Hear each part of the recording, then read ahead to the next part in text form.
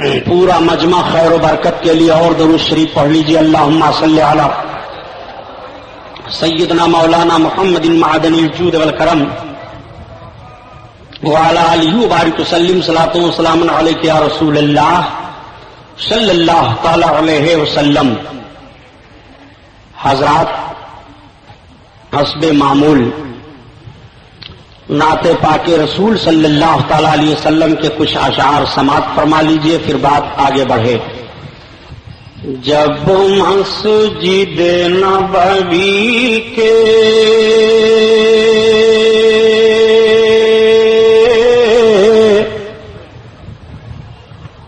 جب مسجد نبوی کے آثار نظر آئے، جب مسجد نبوی کے مینار نظر آئے، جب مسجد نبوی کے مینار نظر آئے، اللہ کی رحمت کے آثار نظر آئے، اللہ کی رحمت کے آثار نظر آئے. طیبہ کی ہواؤں میں، کعبے کے فضاؤں میں، طیبہ کی ہواؤں میں، کعبے کی فضاؤں میں، ہم نے تو جدھر دیکھا سرکار نظر آئے، ہم نے تو جدھر دیکھا سرکار نظر آئے، ہم نے تو جدھر دیکھا. جب گنبد خضرا کے دیوار نظر آئے، یا رسول اللہ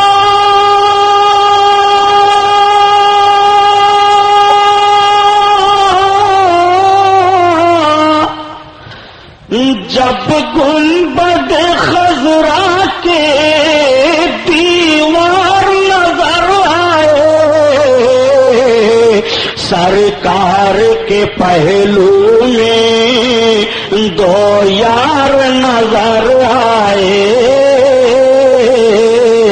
سرکار کے پہلو میں، سرکار کے پہلو میں دو یار نظر آئے،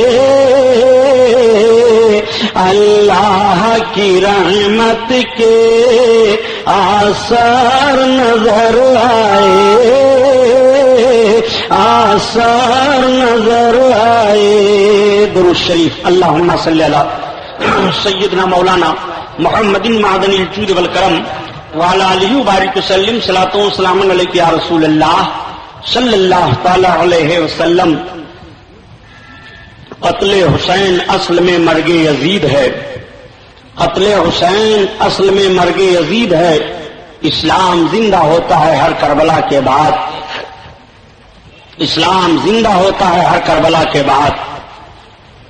اللہ تعالیٰ نے قرآن عظیم میں ارشاد فرمایا، وَلَا تَقُولُوا لِمَنْ يُقْتَلُ فِي سَبِيلِ اللَّهِ أَمْوَاتٌ بَلْ أَحْيَاءٌ وَلَكِنْ لَا تَشْعُرُونَ. اور مردہ نہ کہو جو اللہ کی راہ میں قتل کیے جائیں، بلکہ وہ زندہ ہیں، ہاں ان کی زندگی کا تمہیں شعور نہیں ہے، تم ان کی زندگی کو سمجھ نہیں پا رہے ہو. یہ رب تعالیٰ کا فرمان عالی شان قرآن عظیم میں آج بھی اظہار من الشمس ہے. اب آپ سوچئے کہ حضرت امام حسین رضی اللہ تعالی عنہ سلطان الشہداء ہیں. سلطان الشہداء ہونے میں حضرت امام حسین رضی اللہ تعالی عنہ کو کہا جاتا ہے اور سرکار کے چچا حضرت امیر حمزہ رضی اللہ تعالی عنہ کو بھی سلطان الشہداء کہا جاتا ہے. مگر دونوں کے جنگ میں فرق ہے. اللہ کے حبیب صلی اللہ تعالی علیہ وسلم کے چچا جب میدان احد میں شہید ہوئے تو مکمل کفر سے آپ کا ٹکرانا ہوا تھا. کربلا کی سرزمین پر امام علی مقام رضی اللہ تعالیٰ عنہ کی شہادت ہوئی تو بظاہر لوگ کلمہ پڑھ رہے تھے، قرآن کی تلاوت کر رہے تھے، کافی لوگ حج بھی کیے ہوئے تھے، وہ اسلام کے دامن سے اپنے آپ کو وابستہ بھی تسلیم کر رہے تھے. ایسی تلواریں کربلا میں چلی ہیں جن تلواروں کی چھاؤں میں امام حسین رضی اللہ تعالی عنہ کو شہادت کا درجہ ملا. حضرت امام مسلم رضی اللہ تعالی عنہ جب شہید ہوئے اور آپ کے دونوں بیٹوں کی شہادت ہو گئی، امام علی مقام رضی اللہ تعالی عنہ کو مکہ المکرمہ کی سرزمین پر آپ کا خط پہنچ چکا تھا. حضرت امام مسلم کے خط کے پانے کے بعد آپ نے مکمل تیاری کا حکم دے دیا. اس وقت مکہ شریف میں تمام حجاج کرام آ رہے تھے. 8ویں ذی الحجہ کی تاریخ تھی. حضرت امام علی مقام نے مکہ المکرمہ سے کوفہ کی طرف اپنے آپ کو جانے کا اعلان فرما دیا.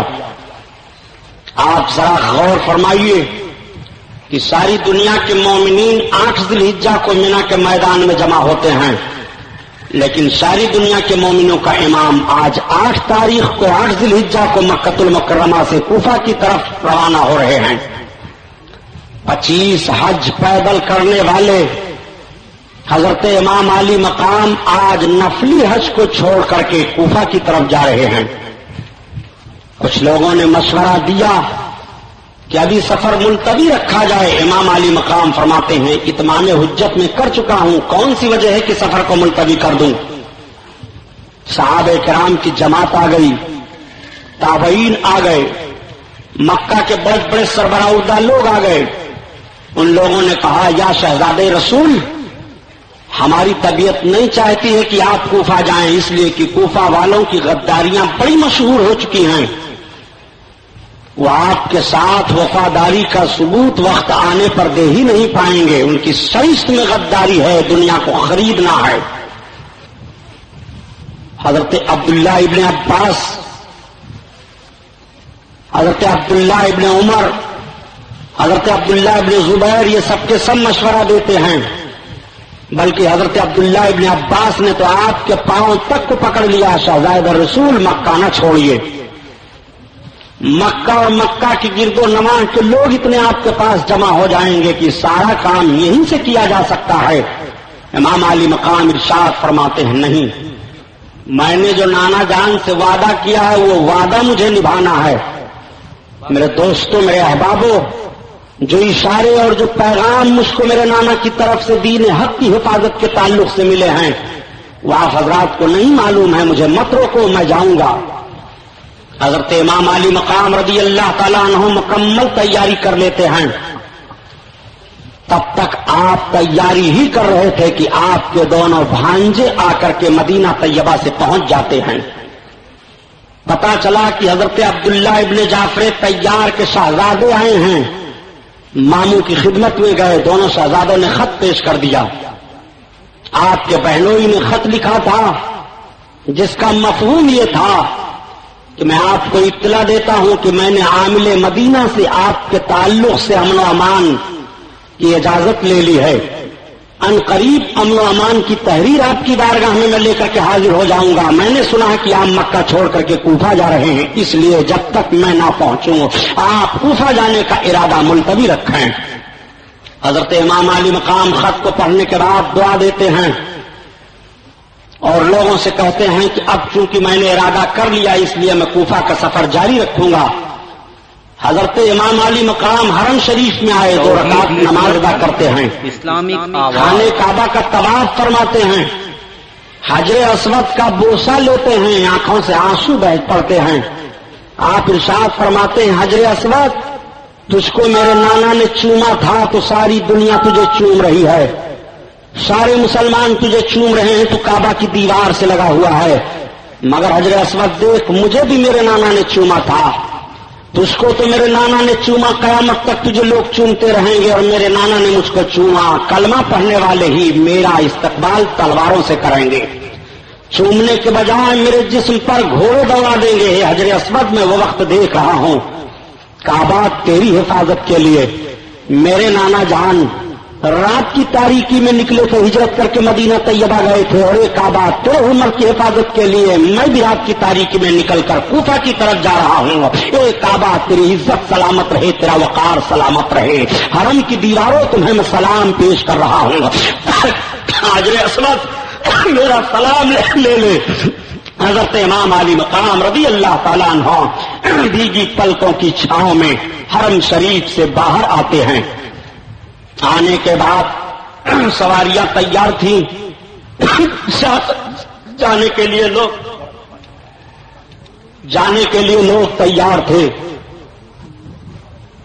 حضرت امام علی مقام سب کا جائزہ لیتے ہیں. اہل بیت اطہار کا ایک مختصر قافلہ ہے، حج کے ایام چل رہے ہیں.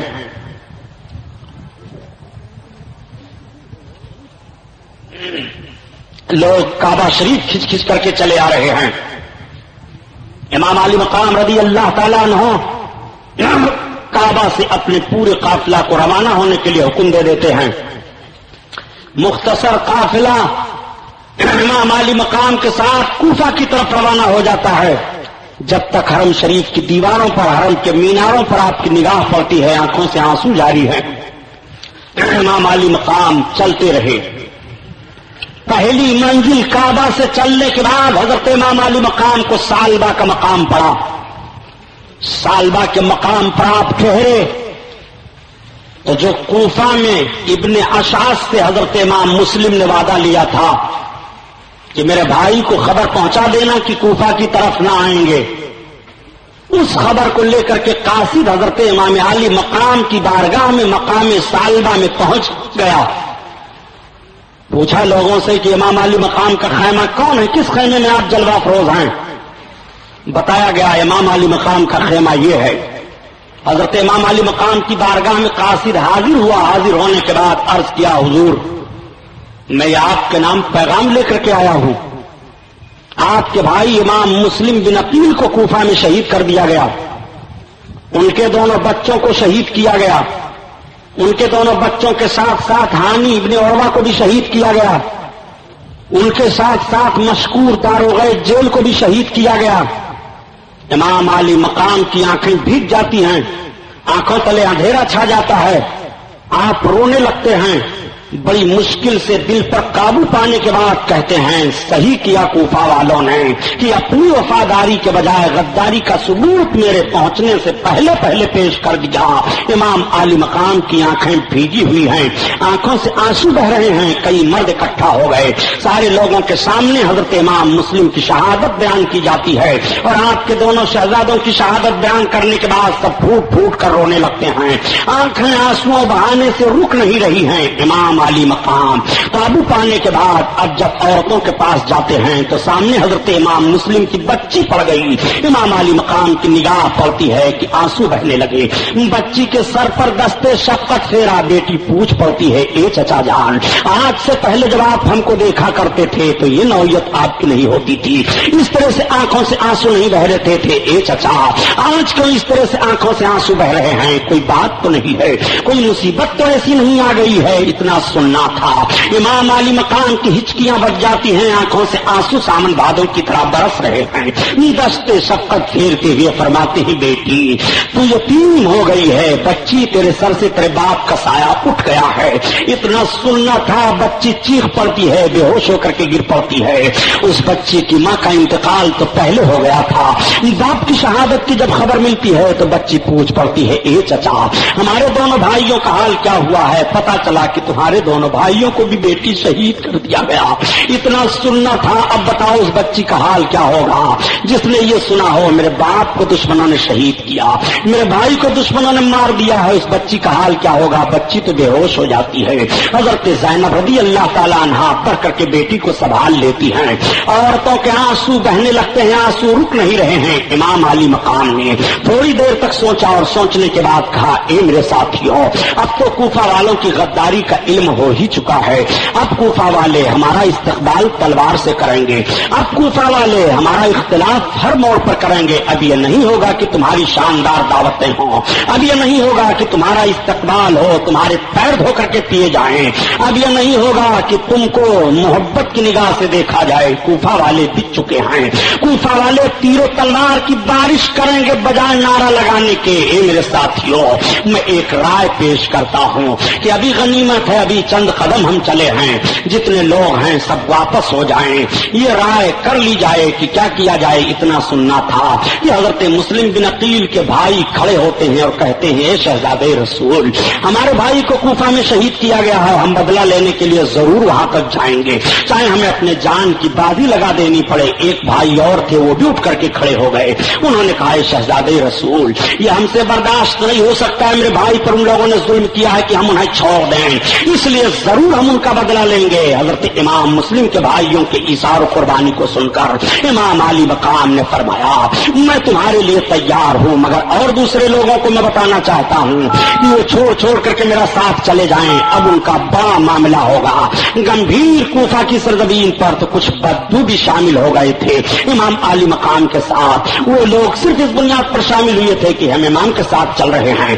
ہماری عزت بڑھ جائے گی, ہم امام کے ساتھ چل رہے ہیں, ہمارا وقار بڑھتا رہے گا, ہم امام کے ساتھ چل رہے ہیں, ہمیں کھانے کے لیے اچھی اچھی چیزیں ملیں گی. لیکن جب مصیبتوں کا پیغام ان لوگوں نے سنا اور پریشانیوں کا معاملہ سامنے آیا, امام مسلم کی شہادت کی خبر ملتی ہے, تو وہ واپس ہونے لگے.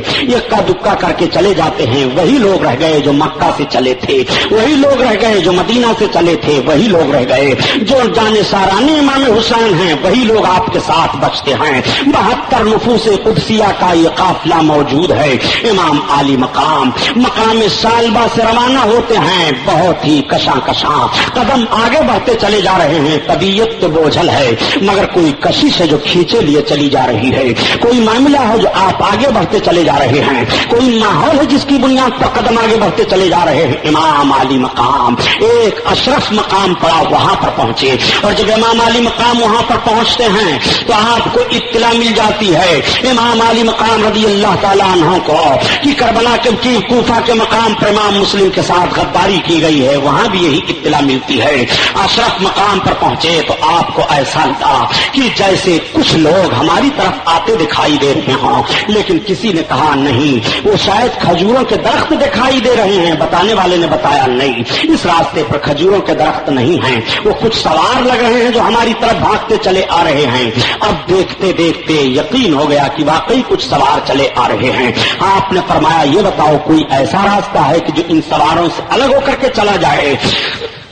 راستہ جاننے والے ایک صاحب اس میں موجود تھے. انہوں نے کہا, یا شہزادے رسول, پہاڑ کی اس طرف سے چلا جائے تو وہاں پانی کا چشمہ بھی موجود ہے, ہم وہاں ٹھہر بھی سکتے ہیں اور ان سواروں سے پوشیدہ بھی ہو سکتے ہیں. چنانچہ راستہ بدل دیا گیا. حضرت امام حسین اپنے قافلے کی سواریوں کو تیز بڑھا دیتے ہیں اور جب جا کر کے اس پہاڑ کے پیچھے پہنچے تو اس کو کوہ ذو حشم کہا جاتا ہے. وہاں میدان میں آپ نے اپنے خیموں کو لگانے کے لیے حکم دے دیا. پانی کا بڑا میٹھا چشمہ تھا, اس پر امام علی مقام کے ساتھ نے قبضہ کر لیا.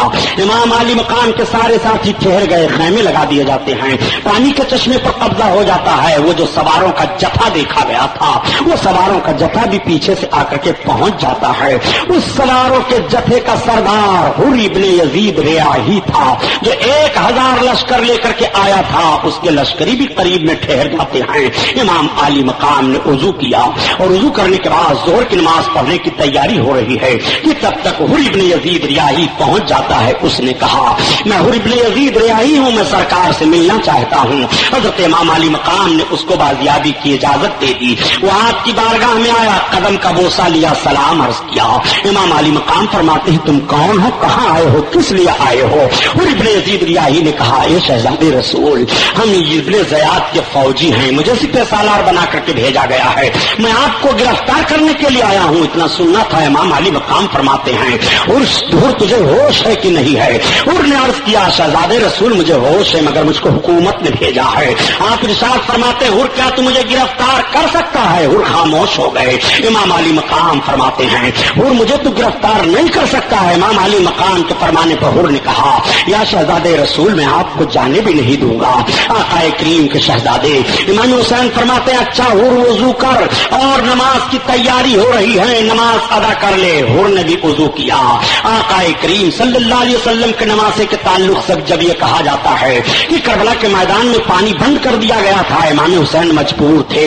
نادان دیکھ امام حسین کس طرح سے حر ابن یزید ریاحی کے 1000 لشکریوں کو پانی کی اجازت دے رہے ہیں. حر نے جب پوچھا کہا حضور ہمارا بھی پانی ختم ہو گیا ہے, تو آپ فرماتے ہیں کہ تم سب لوگ پہلے پانی پی لو, وضو بنا لو, اور اپنے اپنے گھوڑوں کو پلا دو, اونٹوں کو پلا دو, اپنے مشکیزوں کو بھر لو. پانی کے چشمے پر قبضہ امام حسین کا ہے, پانی کے چشمے پر قبضہ امام حسین کے ساتھیوں کا ہے. کوئی دشمن اپنے دشمن کو پانی نہیں دیتا ہے, مگر یہ حسین ہیں جو اپنے دشمن کو پانی دے رہے ہیں. یہ حسین ہیں جو اپنے قاتلوں کو پانی پلا رہے ہیں. یہ حسین ہیں جو انجام جانتے ہوئے بھی دنیا کو درس حیات دے رہے ہیں. یہ دیکھو حسین کا کردار دیکھنا ہے تو اس طرح سے دیکھو, حسین کا ایثار دیکھنا ہے تو اس طرح سے دیکھو, حسین کی محبت دیکھنی ہے خلق خدا کے ساتھ تو اس طرح سے دیکھو. امام علی مقام رضی اللہ تعالیٰ عنہ اجازت دے دیتے ہیں. حر کے ساتھیوں نے وضو کیا, اور وضو کرنے کے بعد جب نماز کی تیاری ہو گئی تو امام علی مقام فرماتے ہیں اے حر یہ بتا تو میرے ساتھ نماز پڑھے گا کہ اپنے فوج کی امامت تو کرے گا؟ حر نے کہا اے شہزادے رسول آپ جیسا امام کون ہوگا, آپ امام عالم ہیں. شہزادے رسول آپ امام برحق ہیں, آپ کے ہوتے ہوئے میں دوسرے کی اقتدا میں نماز پڑھوں یا میں امام بنوں, یہ ہو نہیں سکتا ہے. میں آپ کے پیچھے نماز پڑھوں گا. 1000 لشکری حر کے ساتھ تھا, امام علی مقام کے پیچھے نماز ادا کر رہے ہیں. میں پوچھنا چاہتا ہوں یہ مسلمانوں بتاؤ اہل عرفان اس نماز کا کیا نام دیں گے؟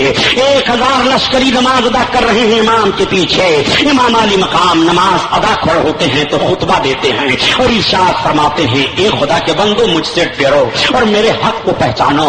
کیا بتاؤ اس وقت دنیا میں کسی نبی کا کوئی نواسا موجود ہے میرے علاوہ؟ کیا بتاؤ کوئی ایسا ہے کہ جس کی ماں نبی کی بیٹی ہو؟ کیا بتاؤ کوئی ایسا ہے جس کا باپ نبی کا داماد ہو؟ میں علی کا شہزادہ ہوں, میں فاطمہ کا بیٹا ہوں, میں رسول کونین کا نواسا ہوں. تم میرے حق کو پہچانو, کون نہیں میرے حق کو جانتا ہے. اس لیے تم سب لوگ ایسی میری مرضی نہیں ہے کہ قیامت میں جب اپنے رب سے ملو تو میرے خون سے تمہارے ہاتھ رنگین ہو, نہیں, بلکہ میری مرضی تو یہ ہے کہ جب قیامت کا میدان میں تم اپنے رب سے ملو تو تمہارے دلوں میں اہل بیت اطہار کی محبت ہو, تمہارے دلوں میں اہل بیت اطہار کا وقار ہو. اے لوگوں اس انداز سے تم قیامت کے میدان میں اپنے رب کے حضور پیش ہو تاکہ تمہیں نجات کا پروانہ مل جائے, تاکہ تمہارے لیے بخشش کا ذریعہ ہو جائے. میرے حق کو پہچانو. امام علی مقام تقریر فرماتے ہیں, تقریر فرمانے کے بعد فرماتے ہیں حر بتا اب تیرا ارادہ کیا ہے؟ حر نے کہا اے شہزادے رسول ہم نے اپنے ارادے کی وضاحت کر دی ہے, میں حکومت کی طرف سے مجبور ہوں, میں آپ کو قطعاً نہیں جانے دوں گا. امام علی مقام فرماتے ہیں حر تیری ماں تجھ پر روئے. حر نے کہا اے شہزادے رسول اگر عرب کے کسی بھی شہسوار نے یہ جملہ کہا ہوتا تو میں بتاتا کہ میں کون ہوں, لیکن اے شہزادے رسول آپ نے کہا آپ کا نام بھی نہیں لے سکتا ہوں. ادب کی بنیاد پر شہزادے رسول آپ کی ماں خاتون جنت ہے. شہزادے رسول آپ کے ماں کا وقار کون نہیں جانتا ہے, نبی کی شہزادی ہیں. حضرت امام علی مقام فرماتے ہیں تو تو خود سوچ کہ میں ان کا بیٹا ہوں.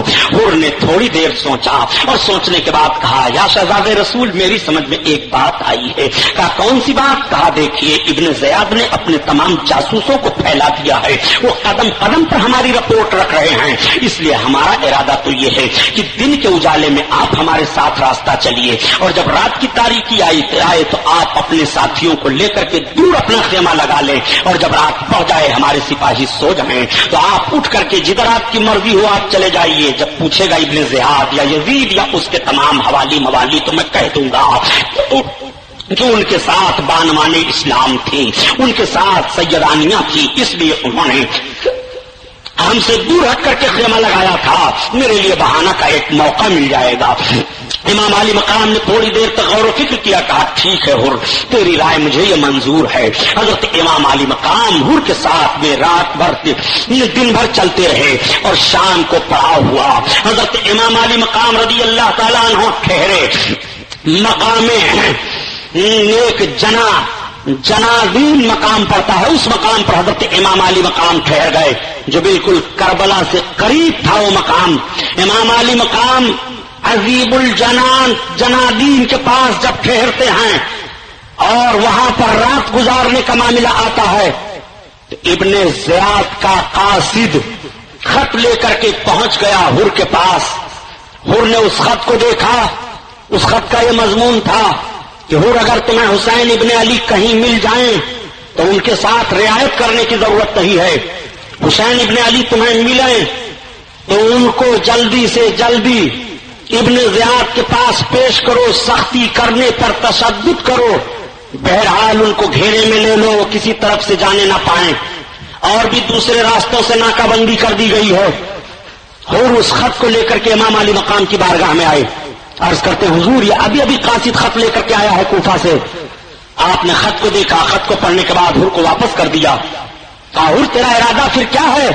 حر نے عرض کیا حضور جو میں نے ارادہ کر لیا وہ کر لیا ہے، میں نے عرض کر دیا آپ سے کہ آپ رات کی تاریکی میں نکل جائیں، میں جواب دے لوں گا ابن زیاد کو، یہ میری پوری ذمہ داری ہے۔ اب آپ ذرا ملاحظہ فرمائیے، حضرت امام علی مقام نے اپنا خیمہ دور لگایا، حر کا خیمہ دور تھا۔ رات کی جب تاریکی بڑھی، امام علی مقام نے اندازہ لگایا یہ سب کے سب سو گئے ہیں، تو اپنے سارے ساتھیوں کو جگاتے ہیں، راستہ بدل دو، چلو نکل چلو۔ سارے لوگ راستہ بدل کر کے نکل رہے ہیں، قدم چلتے رہے۔ جب چاند کی چاندنی پھیل گئی اور مکمل اجالا میدان میں پھیلا، امام علی مقام رضی اللہ تعالیٰ عنہ ایک گاؤں سے گزر رہے ہیں، کسی سے ملاقات ہوئی گئی، پوچھ لیا کہ یہ کون سا گاؤں ہے، بتانے والے نے بتا دیا کہ اس گاؤں کا نام اور اس میدان کا نام میدان نینوا ہے۔ امام علی مقام ٹھہر جاتے ہیں، یہی وہ میدان نینوا ہے، یہی وہ مقام ہے جس مقام کی نشاندہی مجھے کی گئی ہے۔ اچھا کیا اس کا کوئی اور نام بھی ہے؟ تھوڑی دور قدم آگے بڑھے تھے، بتایا گیا کہ اس جگہ کا نام ماریا ہے۔ آپ نے فرمایا شاید اسے کچھ اور بھی کہا جاتا ہو، بتانے والے نے بتایا یہ جگہ کربلا بھی کہلاتی ہے۔ اتنا سننا تھا، امام علی مقام فرماتے ہیں اپنی جانی پہچانی منزل پر میں آ گیا ہوں۔ مٹی کو اٹھا کر کے امام علی مقام اپنے ہاتھ میں لیتے ہیں اور لینے کے بعد زمین پر ڈال دیتے ہیں، میدان کا سارا نقشہ دیکھتے ہیں۔ امام علی مقام کو میدان کا جو نقشہ بتایا تھا آقا کریم صلی اللہ علیہ وسلم نے، وہ نقشہ سامنے ہے۔ میدان کی چوہدی جو بتائی گئی تھی وہ چوہدی سامنے ہے۔ حضرت امام علی مقام تمام لوگوں سے فرماتے ہیں اپنے اپنے خیموں کو اب لگا دو، اب تمہیں یہاں سے آگے نہیں بڑھنا ہے۔ سارے لوگ خیمے لگا دیتے ہیں۔ یہ تو محرم الحرام شریف کی تاریخ ہے جب کربلا کی سرزمین پر امام حسین کا یہ مقدس 72 نفوس قدسیہ کا قافلہ فروکش ہو جاتا ہے، خیمے لگ جاتے ہیں، کجاوے رکھ دیے جاتے ہیں، سواریوں کو باندھ دیا جاتا ہے۔ 32 لوگ تو سواری کے ساتھ ہیں اور 40 لوگ پاپیادہ تھے یعنی پیدل تھے۔ یہ مختصر قافلہ میدان کربلا میں ٹھہر جاتا ہے۔ ادھر تو امام علی مقام ٹھہرتے ہیں، وضو بناتے ہیں۔ حضرت علی اکبر کو اجازت ہوتی ہے اذان دو، حضرت علی اکبر شبیہ مصطفیٰ کہلاتے تھے، وہ اذان دے رہے ہیں، اذان ہوتی ہے، نماز فجر ادا کی جاتی ہے۔ نماز فجر ادا کرنے کے بعد یہ ہوا کہ تھوڑی دیر تک اپنے خیموں میں سب آرام کر لو، رات بھر چلتے رہے ہو۔ حضرت امام مسلم کا قتل کا معاملہ بھی لوگوں کو ستاتا رہا، ان کے شہزادوں کی محبت بھی یاد آتی رہی، آنسو بہتے رہے۔ امام علی مقام نے اپنے غلام کو بھیجا تھا قیس ابن مسہر کو، ان کے تعلق سے بھی اطلاع مل چکی تھی کہ میرے غلام کو بھی کوفیوں نے شہید کر دیا ہے، میری محبت میں میرا غلام مارا گیا ہے۔ امام علی مقام کے ہاتھ دعا کے لیے اٹھ گئے تھے، اے پروردگار قیس بن مسہر میرے غلام کو قیامت کے میدان میں میرے ساتھ حشر فرما اور جنت میں مجھے اور اس کو ایک جگہ رکھ۔ کیسا غلام ہے کہ امام حسین قیامت کے میدان میں اور قیامت سے لے کر کے جنت کے میدان میں دعا مانگ رہے ہیں، جنت کے محل میں اپنے ساتھ رہنے کے لیے دعا مانگ رہے ہیں۔ اللہ اکبر، ذرا ملاحظہ فرمائیے، نبی کونین صلی اللہ تعالی علیہ وسلم کے نواسے کی دعا کسے مل جائے اس کی زندگی کی معراج ہو جائے، نواسے کی دعا جس کو مل جائے اس کی زندگی میں 4 چاند لگ جائیں، یہی تو زندگی کی کامیابی ہے جس کے لیے نبی کونین صلی اللہ تعالیٰ علیہ وسلم کے نواسے کے مقدس ہاتھ دعا کے لیے اٹھ جائیں۔ مسلمانوں، امام عالی مقام اپنے خیمے میں ہیں۔ ادھر ہر کا معاملہ کیا ہوا؟ ہر بھی اپنے لشکریوں کو لا کر کے اسی میدان میں پہنچ جاتا ہے، ہر کے لشکری بھی ٹھہر جاتے ہیں۔ ادھر معاملہ ابن زیاد کے ہاں یہ ہوا کہ ابن زیاد نے عمرو بن سعد کو بلایا۔ یہ عمرو بن سعد کون ہے؟ تاریخ کے جھروکھے میں انہیں بھی آپ جان لیجئے۔ ان کا نام عمرو بن سعد اس لیے ہے کہ حضرت سعد بن وقاص رضی اللہ تعالیٰ عنہ یہ عشرہ مبشرہ میں سے ہیں، ان کا صحابیوں میں سے ہیں جن کو اللہ کے حبیب نے ان کی زندگی میں ان کو جنت کی بشارت عطا فرما دی تھی۔ اور حضرت سعد بن وقاص وہ ہیں کہ جب میدان احد میں دشمنان مصطفیٰ نے نبی پر تیر برسانے شروع کیے تھے تو حضرت سعد بن وقاص نبی کونین کی طرف سے تیر چلا رہے تھے۔ اللہ کے حبیب اپنے دست مبارک سے تیر اٹھا اٹھا کر کے دیتے تھے اور کہتے تھے سعد بن وقاص تیر مارو دشمنوں پر، میرے ماں باپ تم پر قربان ہوں۔ نبی کونین کی طرف تیروں کو حضرت سعد بن وقاص نے آنے نہیں دیا۔ باپ کا معاملہ رسول کونین کے ساتھ یہ ہے اور بیٹے کا معاملہ رسول کے شہزادے کے ساتھ یہ ہے۔ وہی عمرو بن سعد ہے۔ عمرو بن سعد کو ابن زیاد نے بلایا، کہا ایک کام کرو۔ کہا کون سا کام ہے؟ کہا تم جو اپنی 22,000 لشکر لے کر کے تیار ہو کفار سے لڑنے کے لیے، ویلن کے قافلوں سے لڑنے کے لیے یہ جا رہے تھے، تم ایک کام کرو کہ اپنے لشکر کا رخ موڑ دو۔ کہا کدھر موڑ دیں؟ کہا کربلا کی طرف چلے جاؤ۔ پتہ یہ چلا ہے کہ حسین ابن علی میدان نینوا میں پہنچ چکے ہیں، انہیں تو بہت روکا گیا تھا لیکن وہ میدان نینوا میں یزید کی بغاوت کرتے ہوئے پہنچ گئے ہیں، اس لیے جاؤ پہلے ان کا کام تمام کر دو، اس کے بعد پھر تم ان کافروں سے لڑنے کے لیے جاؤ۔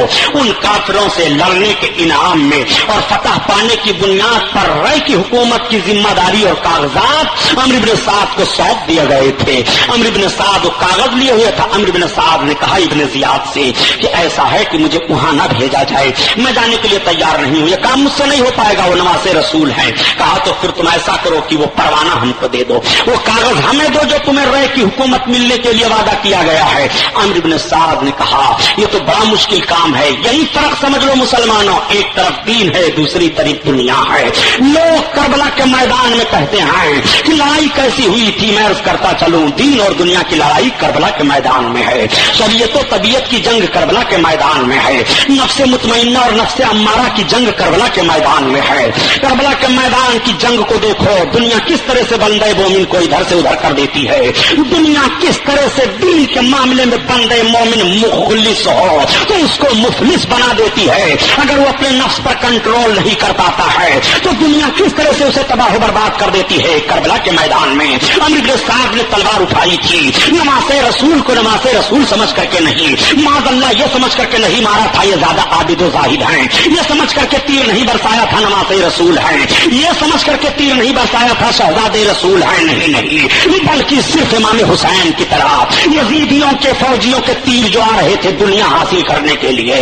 حسین کو قتل کر دو ہمیں حکومت مل جائے گی، حسین کو قتل کرو ہماری دنیا وسیع ہو جائے گی، حسین کے اوپر تیر بساؤ ہمیں حکومت میں اقتدار حاصل ہو جائے گا۔ یہ دنیا ہے جو تباہ و برباد کر رہی ہے۔ اللہ کے حبیب اسی لیے ارشاد فرماتے ہیں کہ جب سے رب تعالیٰ نے دنیا کو پیدا کیا ہے دنیا کی طرف رب نے نظر رحمت نہیں کی ہے، یہ دنیا وہ ہے پیارے، اسی لیے تو اعلیٰ حضرت عظیم البرکت فرماتے ہیں اے اللہ کے بندو، رضا نفس دشمن ہے دم میں نیانا، رضا نفس دشمن ہے دم میں نیانا،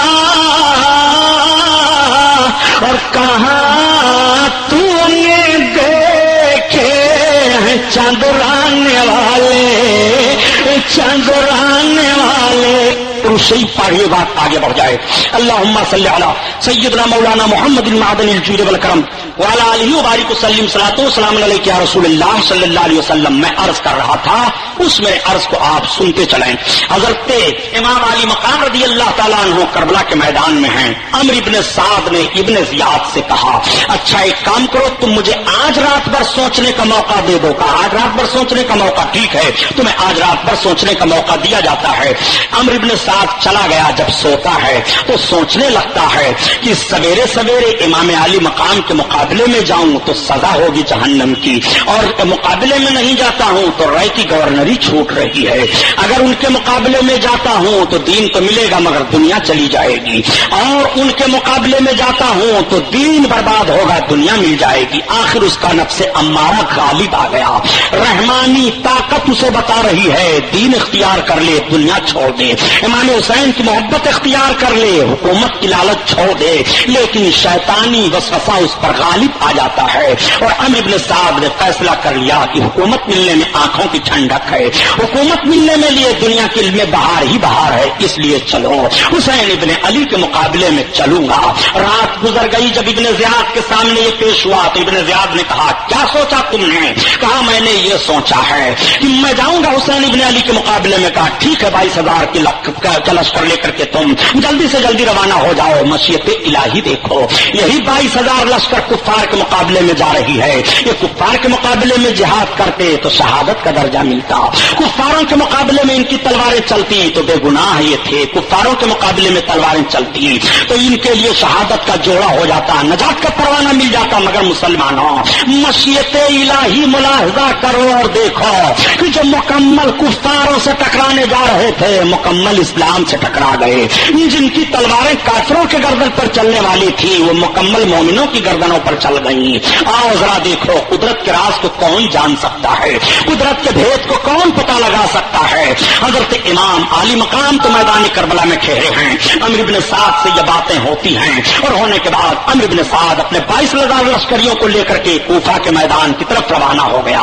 میدان کربلا میں جب یہ 22,000 لشکریوں کو لے کر کے پہنچا اور 1,000 لشکری پہلے سے موجود ہیں، سب مل جل جاتے ہیں، حر ابن یزید ریاحی سے مکمل بات چیت عمرو بن سعد کی ہوتی ہے۔ امام عالی مقام کے ساتھیوں نے عرض کیا شہزادے رسول ایسا لگتا ہے کہ شاید ہمارے مقابلے میں اور بھی فوج آ گئی ہے، مگر اتنی فوج آنے کی ضرورت کیا ہے، ہم تو صرف 72 افراد ہی ہیں، اتنی فوج میدان میں اتری ہوئی ہے، معاملہ کچھ سمجھ میں نہیں آتا۔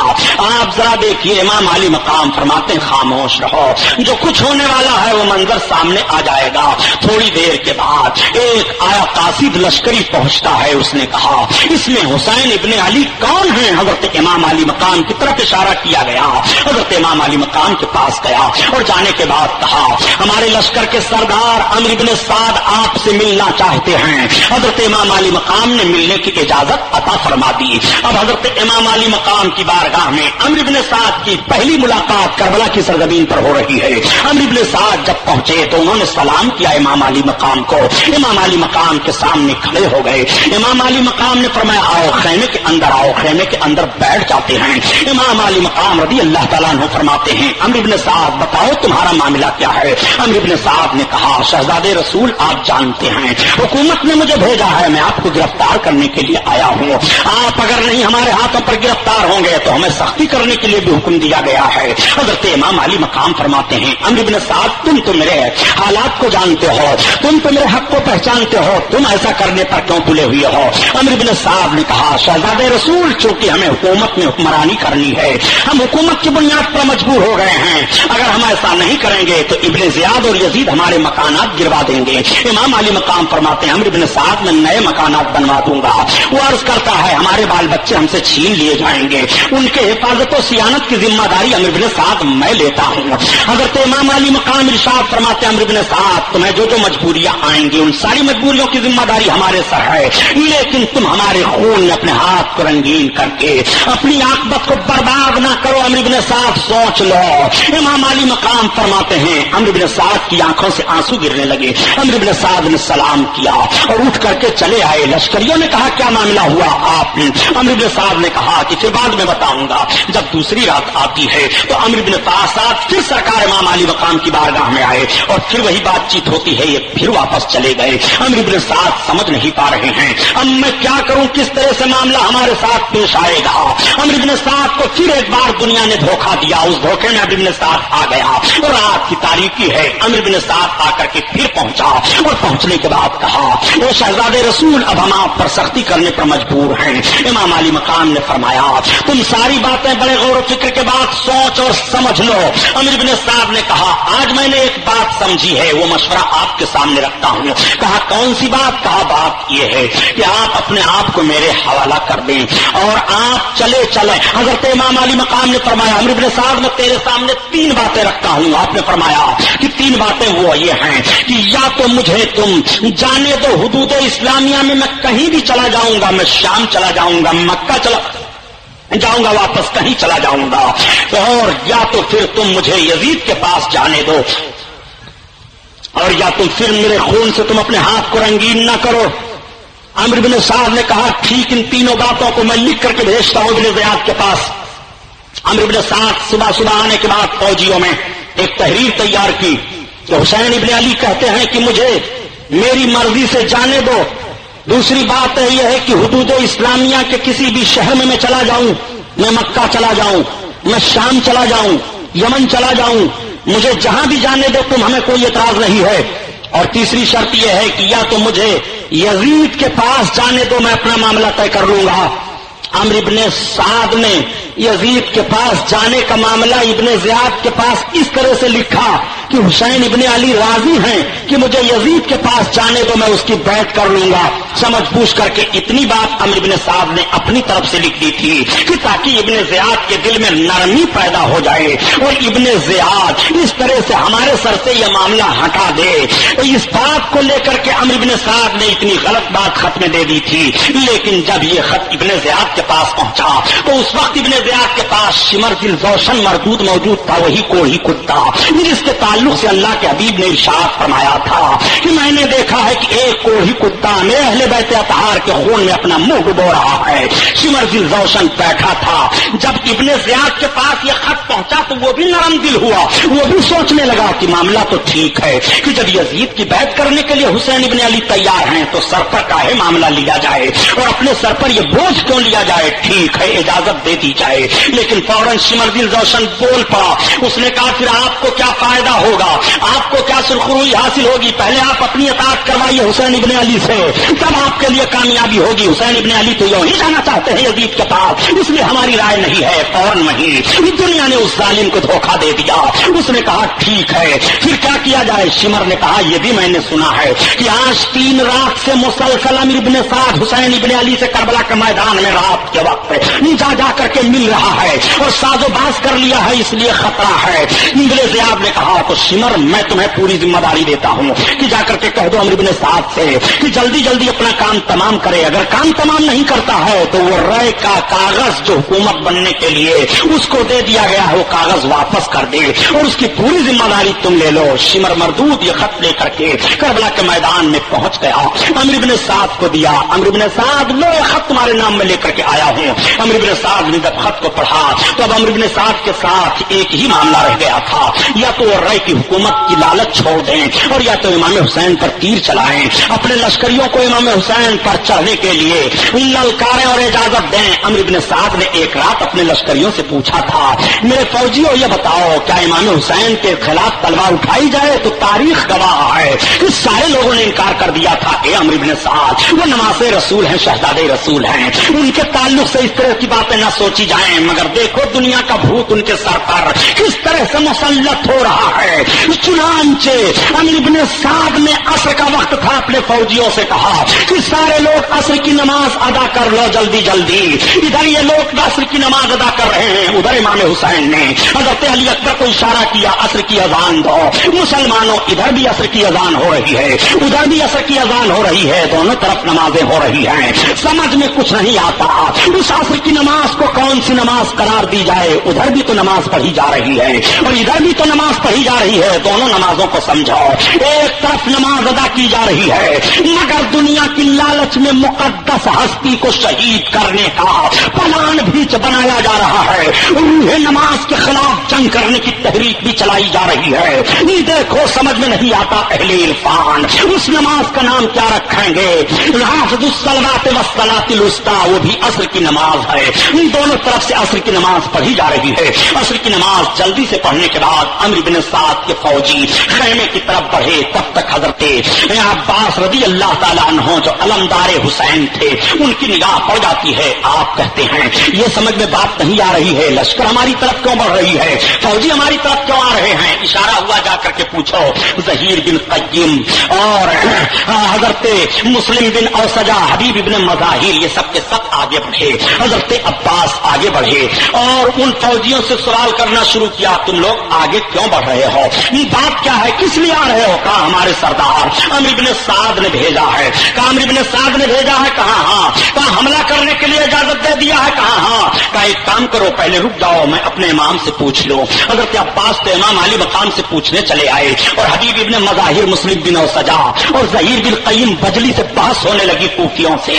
حضرت حبیب ابن مظاہر کہتے ہیں اے لوگو، تم رسول اللہ کے نواسے کا حق پہچانا، تم حسین سے لڑنے کے لیے آئے ہو اپنی دنیا بنانے کے لیے، یزید تمہیں کچھ نہ دے گا، تم تباہ و برباد ہو جاؤ گے، یزید کے غیر اسلامی حکومت کو حسین کے خون کی بنیاد پر اسلامی حکومت نہیں بنا سکتے ہو، تمہارا مقصد پورا نہیں ہوگا۔ حضرت ظہیر بن قیم بھی للکار رہے ہیں، تب تک ایک کوفی نے کہا ہے ظہیر بن قیم، حضرت عثمان غنی کے خون کا بدلہ جب لینا تھا تو تم ان کی طرف سے تھے اور علی کی بغاوت کر رہے تھے۔ حضرت ظہیر بن قیم نے کہا یہ صحیح ہے کہ سیاسی موڑ پر میں اس وقت امام حسین کے باپ کی طرف نہیں تھا، لیکن جب میں آ رہا تھا اور راستے میں حسین ابن علی سے میری ملاقات ہوئی ہے، میں نے ان کے تقویٰ کو دیکھا ہے، میں نے ان کے زہد کو دیکھا ہے، میں نے ان کی پارسائی کو دیکھا ہے، میں نے ان کی اچھائی کو دیکھا ہے، تو مجھے ایک طرفان یاد آ گیا کہ ایک مرتبہ ہم لوگ ایک کافر کے شہر پر حملہ کرنے کے لیے گئے تھے، اس میں حضرت سلمان فارسی بھی تھے، بہت مال غنیمت ہم لوگوں کو ملا۔ سلمان فارسی نے مال غنیمت تقسیم کرتے وقت فرمایا تھا کہ اس مال غنیمت سے وہ خوشی بہتر ہوگی کہ اگر کوئی حسین ابن علی کو پائے کہ وہ جہاد کے لیے جا رہے ہوں اور ان کا ساتھ دے دے تو اس مال غنیمت سے وہ خوشی بہتر ہوگی اور اس کو نجات کا پروانہ مل جائے گا، اس لیے میں حسین ابن علی کا ساتھ دے رہا ہوں، ان کے زہد و تقویٰ اور ان کی پرہیزگاری کو میں نے دیکھا ہے، میں اس لیے ان کا ساتھ دے رہا ہوں۔ اللہ اکبر، یہ بحث ہو ہی رہی تھی کہ تب تک حضرت عباس باہر آ گئے اور آنے کے بعد حضرت عباس نے کہا جاؤ تم اپنے سپاہ سالار عمرو بن سعد سے کہہ دو کہ یہ شہزاد رسول حضرت امام حسین آج کی رات عبادت الہی کے لیے کہہ رہے ہیں کہ یہ رات مجھے عبادت الہی کے لیے دی جائے، سویرے جو کچھ ان سب کو کرنا ہوگا کریں گے۔ چنانچہ جا کر کے لوگوں نے بتایا کہ آج کی رات میں کچھ نہ کیا جائے، امام حسین ابن علی نے یہ کہا ہے۔ عمرو بن سعد نے مان لیا اور ماننے کے بعد کہا ٹھیک ہے، سب کے سب واپس چلے آئے۔